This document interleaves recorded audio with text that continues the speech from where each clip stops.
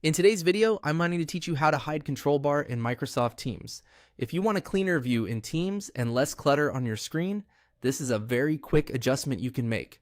Hiding the control bar, or more specifically collapsing the app bar, gives you more space to focus on your conversations, meetings, and other content without the extra sidebar taking up room. To get started, open Microsoft Teams. You can do this in your web browser by going to the Teams website or in the desktop app if that's what you normally use.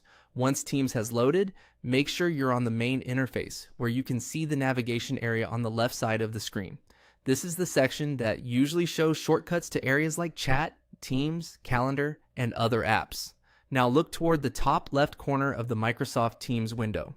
There, you'll find the Collapse App Bar icon. This is the control you'll use to hide that left side bar and create a more compact layout. Go ahead and click that icon once. As soon as you click it, the app bar will collapse. This means the left navigation area will be hidden or minimized, giving you more room on the screen for the main content area. This can be especially helpful if you're working on a smaller display, sharing your screen, or just want a more streamlined workspace while using Teams.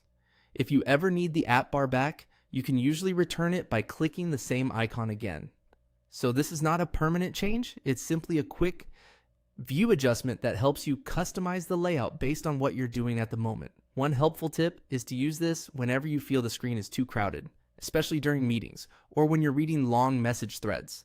A cleaner layout can make it easier to stay focused and reduce distractions. And that's all there is to it. Open Microsoft Teams, find the Collapse App Bar icon in the top left corner, and click it to hide the control bar area and free up more space on your screen. Thanks for watching, and I hope this helped you make Microsoft Teams a little easier to use.